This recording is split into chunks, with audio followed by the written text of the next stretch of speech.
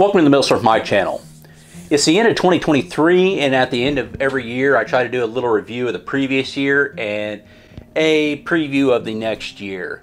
Now 2023 was a little different for my channel, as I kind of done a lot more shorts than I did long videos.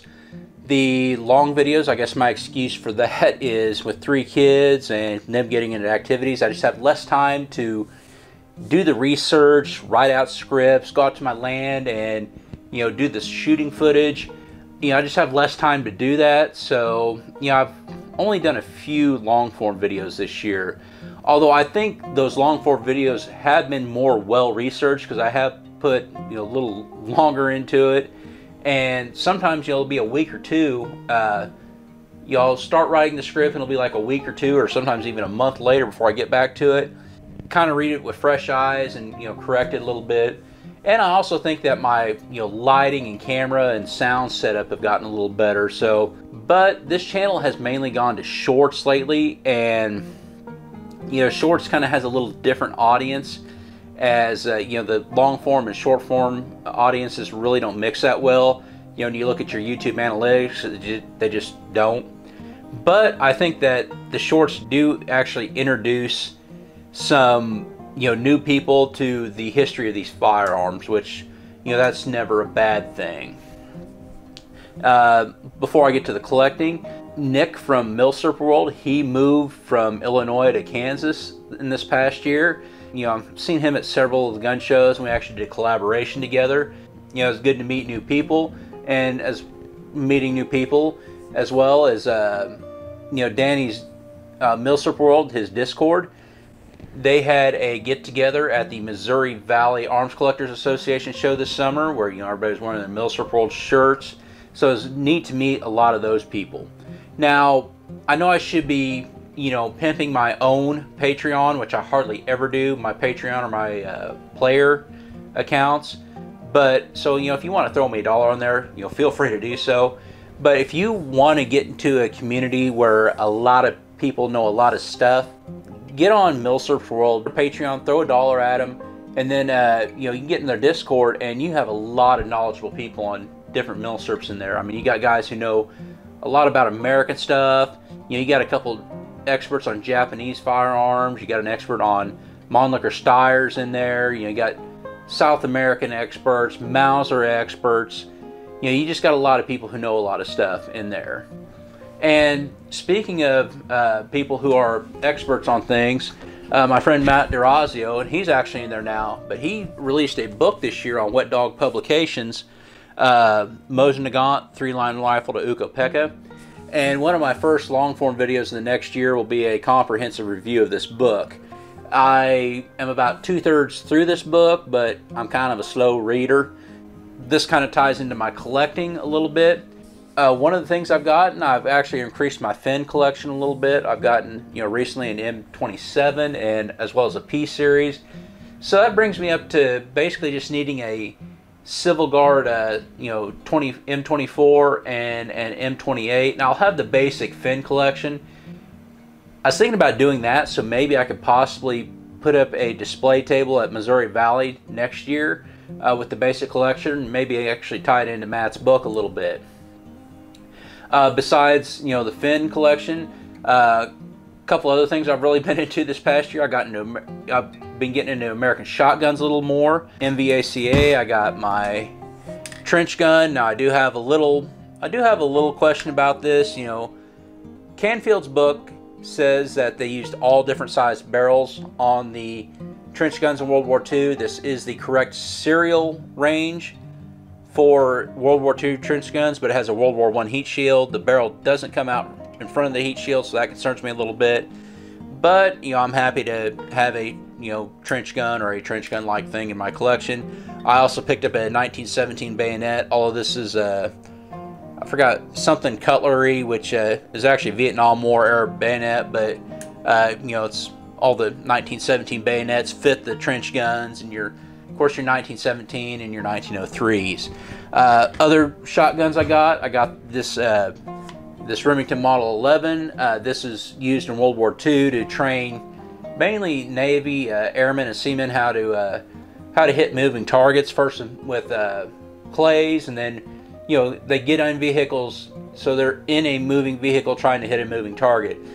This has a cuts compensator on it, which is correct for some of the Remington Model 11s, and it doesn't have the CYL, which is on almost all military shotguns, but not having a CYL is correct with the cuts compensator. Military finish, US Flaming Bomb, so this was a nice find. I also got a Remington Model 10 riot gun from World War I, and although it isn't military, I had got a Winchester 1893, which the 1893 was actually for black powder shells, and when they came out with the 1897 to shoot smokeless powder, Winchester basically told everyone who had an 1893, you send that back, we will give you a new 1897, just to head off any lawsuits that they could have possibly got for blowing up the old 1893 gun. So there's not too many of those out in the wild, so that was kind of a nice find.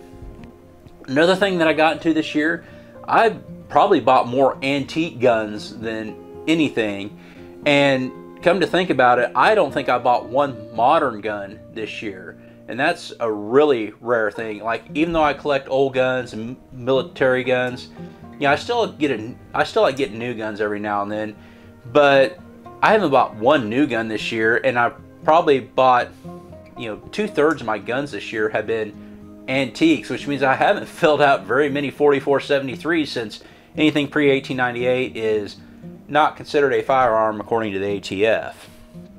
But I got a trapdoor 5070. I had a couple 4570s, model 1873 and model 1884. I got a model 1866 and 5070. I was thinking about maybe doing a trapdoor series, but then I seen that 11 Bang Bang. He's like buying a whole bunch of books, researching.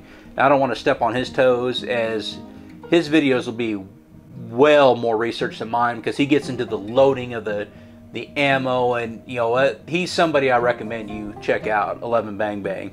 He's very good with 1800s firearms. I got a couple Swiss. I got the Vetterli at NVACA.